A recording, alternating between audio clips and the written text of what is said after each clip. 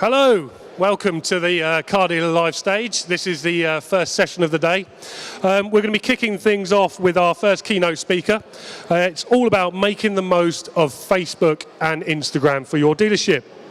Joining me on the stage will be Anita Fox, who's worked in the car industry for 15 years in positions such as Head of Marketing at Volvo and Head of Global Communications for Land Rover.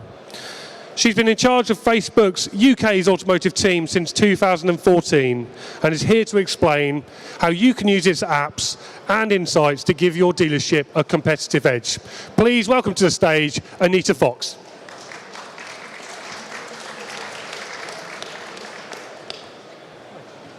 Thank you, James. Anita, lovely to see you.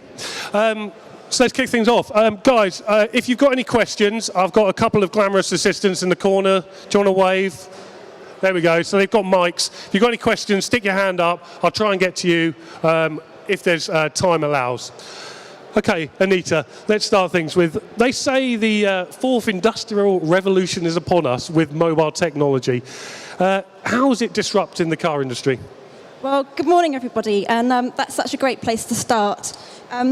I think everybody here today has probably got a mobile phone on them, and when you think about the fact that we've only really had mobile phones, smartphones that is, for the last 10 years, it's hard to remember before we could actually do the things we do on smartphones. If you remember when you used to have to text a message by hitting the digits a number of times to get the keypad, we didn't have keyboards on phones. But now the phone is with you every minute of every day. It's probably the first thing you looked at when you woke up this morning. It's going to be with you today. You're going to be multitasking on it privately and for work while you're here. And then no doubt it's going to be the last thing you do before you go to bed. And mobile technology is seriously starting to disrupt industries. I think it was back at Davos just last year that Accenture quoted of the Fortune 500, nearly half of the businesses no longer exist since 2000. And that's really startling because mobile technology is seriously starting to disrupt industries. How many of you live and work in London and have actually used Uber? Let's just get a show of hands. So there's very few of you in this room that have used Uber, and yet I'm sure all of you have heard about what Uber has done to the taxi industry. And not only has it made it really viable for anyone with a car to now have a job taxiing, it's brought so much more convenience to the way that people can just access taxis on the streets in cities anywhere around the world. And I think one of the key things with our industry is because most of us don't live and work in cities, we just don't have visibility of how this disruption is happening so quickly. In fact, it's because I went back to Facebook and I now work in London, having worked in the Midlands with Jaguar and Land Rover, that I suddenly realised how fast these things are starting to change the way that we behave. Even just having a car sitting at home for 5 days a week, you start thinking about, well, how could I monetize it? And when there's opportunities like Airbnb where people are happy to share their flats, people are now more happy to share their vehicles and monetize their vehicles when it's not doing what it needs to do in commuting during the week. So mobile is here and mobile is disrupting things. And I think the key thing is that it's no longer about the big businesses being better or winning against the small businesses. And it's no longer against the fast, it's now more about fast-moving businesses overtaking slow-moving businesses, and that's really critical. So, Anita, you moved from the car industry. You had a number of big positions in car manufacturers. Are car dealerships ready for this change, and what can they do to be ready for it? Sure. A number of the things that I spotted when I was working specifically in Land Rover was the fact that it was the preserve of big companies that could make big, amazing TV ads. Another thing to think about with mobile is that it's democratizing the way brands can actually present themselves. And if you look at the number of small businesses that are now able to produce really high quality video content, like I said, everyone's got a mobile phone, which means everybody's got a camera, which means everybody's got video making equipment in their pocket. And then when you think about all the widely accessible apps that enable you to edit film to really, really high quality, it's no longer the preserve of big companies that can have the ability to produce beautiful adverts. Everyone in this room has that ability to produce an advert. So I think the key thing about the disruption, just going back to that, is it's actually about disruption could make you very, very scared right now because you might be a big business moving quite slowly, or it could be really, really exciting if you're a small business able to move really, really quickly. And going back to the question you just asked about how the car industry is faring. Well, I actually think we're still moving really, really slowly. And I say that very generally, but I've had the ability to see it from inside the industry and now see it from the eyes of a tech industry. And there are a lot of things that were challenging to us when I was in Volvo 10 years ago, and that's generic across the industry in terms of our ability to share information between the dealer and the manufacturer. And these problems are still there, and I just want to cover like a couple of them. So I recall we would spend so much of our management time thinking about the latest television ad. I'm sure those of you that are dealers in the audience will know that every time you go to a dealer conference, the thing you all pore over is what the television ad looks like. And if the manufacturer ever tells you that they're not going to be on television, it's probably a massive, massive fear factor. It's also no surprise that when you think about the fact that outside every single one of your dealerships, there's probably a poster site, and on that poster site is probably your latest vehicle. We're, as an industry, putting adverts where we want to see them, not actually thinking about where our consumers are now digesting and consuming their media. And that's one of the big challenges, is that we've got to think about where consumers are now consuming media, not where we physically want to see it or hear it. And a lot of decision-making still is based on where the retail network want to see the ads, not where the consumers are actually consuming the ads. So I think that's the first big challenge in the industry. And then I think the second big challenge is, like I said, the one that we had 10 years ago when I was running lead management. And we would create leads, and then we'd pass the data to a dealer, and we just wouldn't know what happened to that lead at that point. And in those days, the worst thing that happened was I couldn't justify to my senior management the effectiveness of my marketing. But the brands that are now having massive success on digital platforms are the ones that take really serious decision-making data points, like someone visiting the showroom, and they can optimize what they're doing on the platform to reach more people that look like people that come into showrooms. And it's that virtuous circle of data sharing and knowledge sharing that improves your ability to be really successful on a digital platform.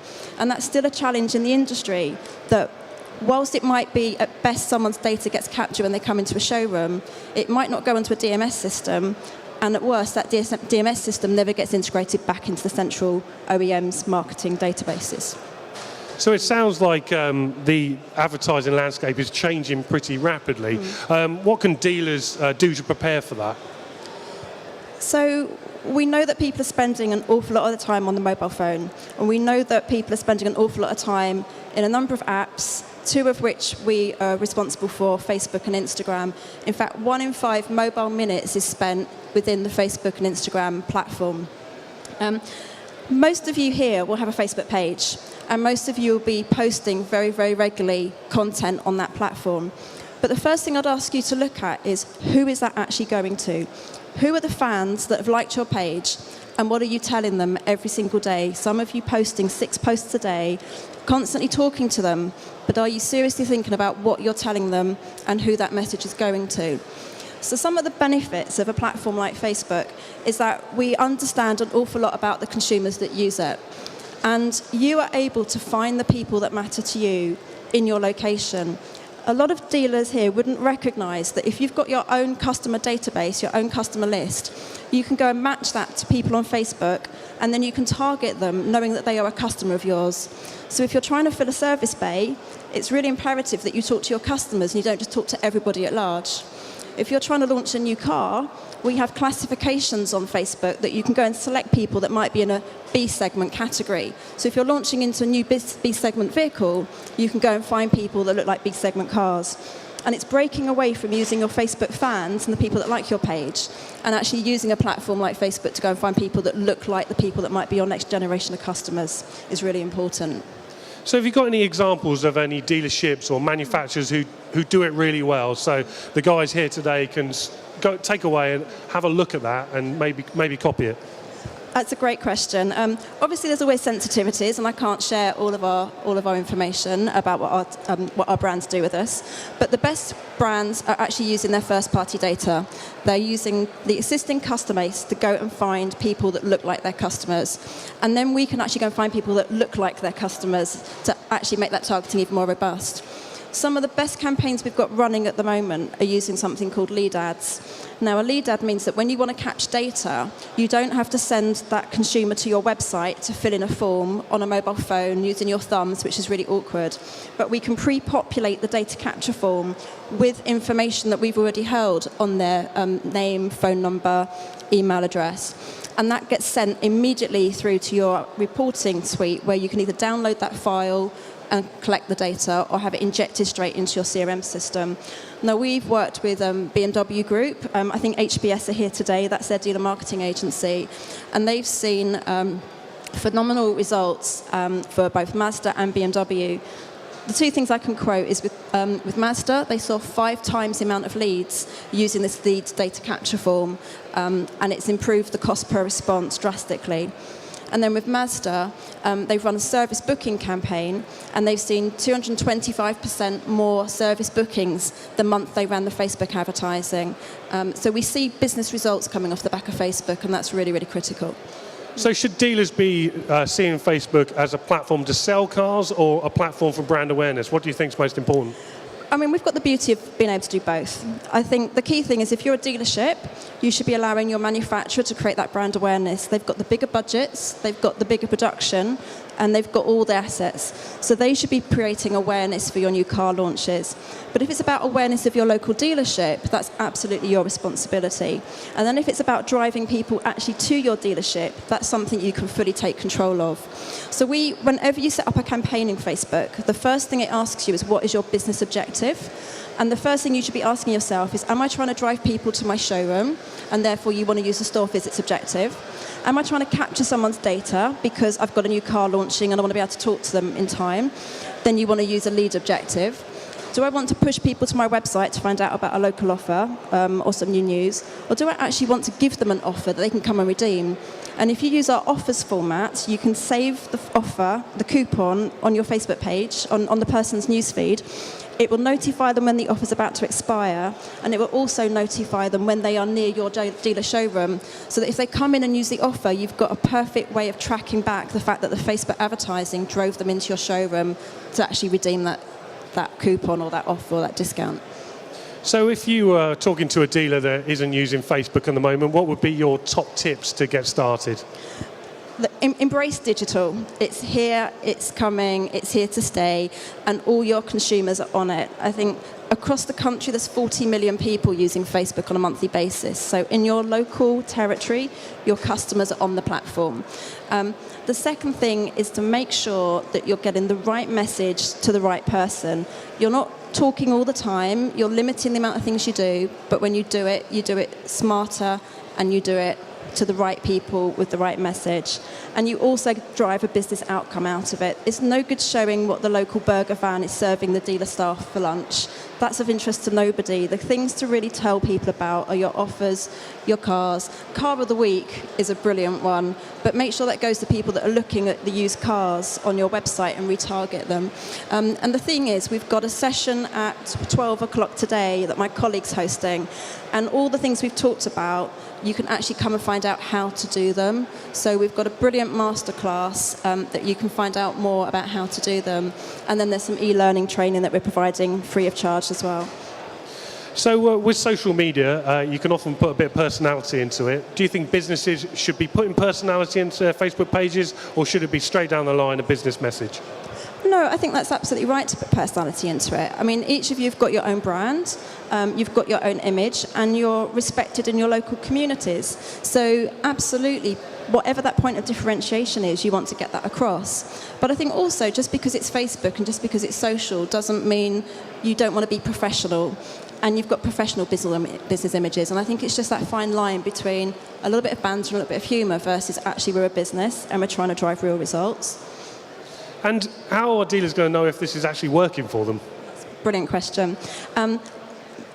There's so many ways to measure success. And like I said, it all comes back down to what are you actually trying to do with the platform. So if you're trying to sell cars, you want to measure, have you sold cars? If you're trying to get people to come and redeem an offer, you want to measure, are they actually redeeming that offer? And like we said, if you haven't got a business objective behind it, you should really question whether you're posting it. And if you're not giving people a way to engage with you, i.e. click now, call now, get directions, send in your data, then again, you've got to question the value of what is it you're posting. I was reading some research recently that said 65% of these all elusive millennials like to send messages rather than call. How's that going to impact dealerships? Yeah, that's such a great question. Messenger is absolutely our big bet. Messenger is also another one of the Facebook family of apps. And Mark Zuckerberg, our CEO, has placed an absolute big bet on the fact that Messenger is going to change the way we interact, with consumers interact with businesses. And that statistic, about 65% of millennials preferring to text rather than email, is actually the same regardless of what age group you are. In fact, if you were a baby boomer, i.e. someone kind of born in the 60s, you are 63% likely to want to send a message now than pick up the phone or send someone an email. So messaging is easy. Many of you will have tried to phone or leave your data on a website, and then the next morning at 9 o'clock when you're in a business meeting, someone is trying to call you back. We just don't take phone calls anymore. And yet in between meetings, while we're walking to different locations, we can message. And I strongly believe my big bet is if people are trying to interact with your dealership out of hours on a Sunday, and they're sending you information about themselves online overnight, the way to get back to them is going to be via Messenger, because they're going to respond to you via Messenger. So thinking about the impact of responding to people via Messenger, treating it like any other communication tool, staying professional, and think about who in your dealership is actually going to handle that level of inquiry is really important, because then you start to become open and accessible 24/7. I mean, this is going to cause some dealers some problems. I mean, I'm sure their staff don't work at the times that people are looking at these cars and wanting to interact on platforms like Facebook. Have you got any advice on how they staff up to cope with that demand? Again, I think you can look to staff it up, or you can look to technology to solve some of that problem. Many of you may or may not have heard about messenger bots. Now, a bot is a little bit like Siri. You ask it a question, and it can automatically detect what the answer for that question is and serve you the best response. So it might be that if you want to be able to get back to people quickly outside of hours, you start looking at how bot technology, like Siri, can actually answer some very simple, repetitive questions that you might get time and time again, and use that instead of actually having to have real people outside of hours. So we've talked a lot about Facebook. I'm quite a big fan of Instagram. Obviously run a business, but I invest a lot of time in it personally, but I don't know what the impact is and what the benefits are to me as running it for my business. Can you tell the dealers here who are probably thinking exactly the same why they should be investing time in Instagram? Well, Instagram is much like Facebook. It's another newsfeed-based environment. And what we find between the difference between Facebook and Instagram is that Facebook is a bit like a daily newspaper. People follow their friends. Most of the content that comes to them in Facebook is from people that they know. Instagram has really become the photographer's friend. It's become the platform where people want to share images. It's all about image and video. And a lot of the time, you're following people that you don't actually know. It's become almost like the new modern art gallery, where you go to be inspired with images you see from people that you don't actually know who they are. Now, both of the platforms have merits, because it's both the platforms where consumers are spending an awful lot of their time. And as a brand, when you're advertising, you just need to decide whether you want your advertising to appear to someone when they're looking on Facebook or when they're looking on Instagram. Or the beauty of our platform is you tick a box and it just goes to them on both. And that just means you're reaching people where they're spending most of their time looking at content that's inspiring them. And what about Instagram stories? I'm a big fan of those. I really like using them and really like watching other people's. Can dealers use them, and how can they use them effectively? Yeah, so we're widening up the user experience. We invented Feed a number of years ago, and now Feed has become a really popular way for social networks to actually get information out to them. We've now also developed Stories, which is a different type of platform. It appears as a scroll across the top of your feed, and people are able to use the whole screen. So again, if you haven't yet looked at a story, it's a good thing to just go and have a look at, because the experience is very different. It takes over the whole screen, it's much more immersive, and it gives you a better platform to actually tell stories. We've seen a lot of the motor manufacturers go to like the car shows and do a day in the life of what's been happening on the Geneva Motor Stand. And these pieces of content are just beautiful, rich storytelling. It gives you a chance to see the designers showcase the cars, get a behind-the-scenes look of what's going on in the motor show. And I think you just don't need to have the clout behind you of a big OEM. Anybody can create a story, anybody can produce a story. They last for 24 hours, they're ephemeral, they disappear again. But in that moment of time, people have seen it and then embraced your brand. And there are call to actions, which mean that people don't just have to look at that anymore. They can actually click or swipe and go to your website and find out more. Super. Right. We've got about 5 minutes left. Has anybody in the audience got any questions for Anita while we're here? I've got a couple more, but if anybody's got a burning question, stick your hand up. Anybody? Yes, there's one at the back there. Jack, could you just pop back? Thanks. Hi. Not sure if you can answer, but do you have any insight on when WhatsApp for Business will be released? Again, that's a really great question. So at the moment, we're focusing on Facebook, Messenger, and Instagram. They're the core platforms that we're looking at. There's a few very, very limited trials happening in the US, but nothing that we're bringing to the UK market anytime soon. The reality is Messenger is, again, an equally big messaging platform, and all the investment, all the developer technology that we are opening up to external parties is on the Messenger platform right now. So if you want to do messaging immediately, that's the one to go and have a look at. Okay, thanks for that question. Anybody else got a question they'd like to ask? Yeah, there's just one down in the front here, Jack.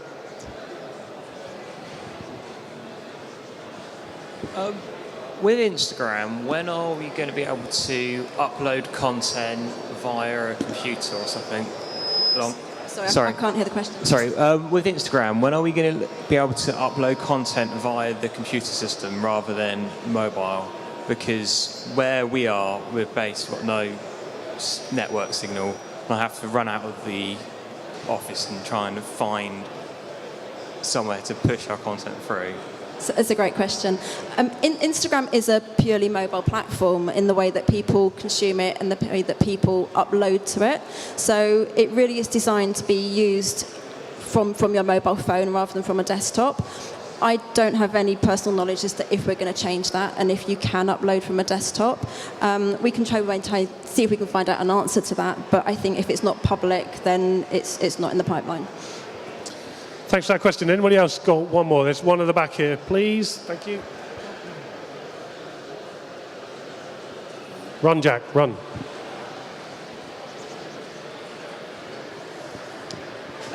Just wondering what the best time of day is to post on Instagram. Again, a really great question. Instagram gives you loads of insights. So if you are actually posting content and you are looking at business results like the things I told you earlier, then you'll be able to see what's working best for you. And the thing is, audiences are checking in and checking out all different times of the day. But we talk about lean-in content and snackable content. And it depends what message you're trying to give somebody. So if I kind of make that a little bit more realistic for you, I might be dashing in and out of meetings, snacking on very small bite-sized chunks of information, and you might just want to tell me very quickly that there's an offer on, then that's the best time of day to get me is when I'm like running backwards and forwards. But if you're trying to put a beautiful piece of film out there that you want people to just sit back and enjoy a bit more like an entertainment piece, you're going to want to catch them at a time of day when they're more likely to be just relaxing. They might be multi-screening with the television on and on their mobile phone, or they might be waiting outside the school gates in their car, checking their feed while they're waiting for kids to come out of school. So there isn't really one size fits all answer, because it depends what content you've got and what you're trying to get them to do with it, and then think about in their general usage of a day when they're most likely to be at that moment in time that's going to be relevant. Another great example is like using the Call Now functionality. You want to put that Call Now functionality on a Saturday morning when people are doing their shopping, and you want to get them to come into your showroom on their way back from doing the football, doing the rugby, and then picking up the daily shop. So there are so many different moments of the day that you can post, and it depends on what it is you're trying to do. And I'm sorry, I can't be more specific than that. Thank you. Thanks for your question. Okay, Anita, I've got one last question for you. I'm fascinated to know what is it actually like working for Facebook? It's quick. We have a lot of company values, and the values aren't something that our leadership team sat in a dark room and wrote down. They're actually values that we take seriously, and every time we have a decision within our business day, we act by the way that the company values guide us. One of those is move fast, and I think if I haven't said about moving fast enough today, that is how technology companies work. We don't sit and deliberate on things. If it's worth doing, we just focus on impact and we make it happen. And then we reiterate. So we test and learn all the time. Things might come out.